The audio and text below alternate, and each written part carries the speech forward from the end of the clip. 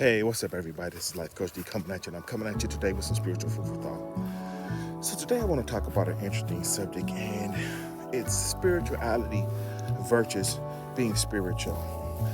I often tell people that I have coined what I call my relationship with God as having a vertical relationship with God. And there's a difference in being somebody who walks in a level of spirituality and then somebody who's spiritual. And I believe that we all were created after God's image and likeness. And so we are spiritual beings having a physical experience. And so this may come off controversial to some. Some people may understand it, some people may like it, dislike it. It is what it is, it's my opinion, so I'll just put it out there. And I believe that I'll help somebody because I've been free as a result.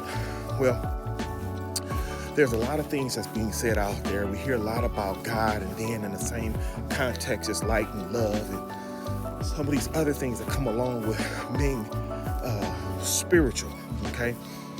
What I will say is this. Having a vertical relationship with God comes with spirituality, and because we're spiritual beings having a physical experience, we are automatically spiritual, and we walk in a level of spirituality. But what happens is things get convoluted when people try to add and take away to that.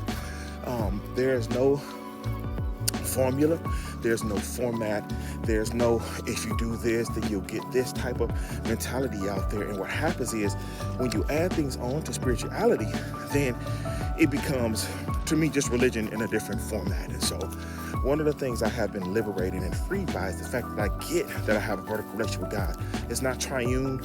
There's not God, me, and the church. It's not God, me, and a preacher. It's not God, me, and some type of organization or function.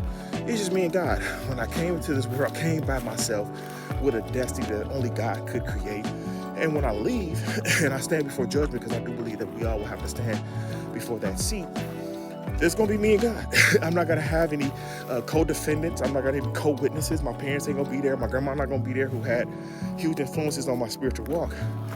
It's going to be me and God. And so the best advice I could give anybody, because if you like me and many of my fellow friends and people who have experienced church, I call it churchianity. Anybody who's experienced church in a bad way, where you've had people telling you, doing things, manipulating scripture and walking around antagonizing situations and kind of being the great puppet master, and we put them on pedestals, and then we got upset with God when the human side of them showed up. You can avoid all of that. Just go straight to the source. Once again, we're spiritual beings having a physical experience. Each and every one of us have a innate understanding of right and wrong. We feel bad when we do something we shouldn't do. We feel bad when we say something we shouldn't say.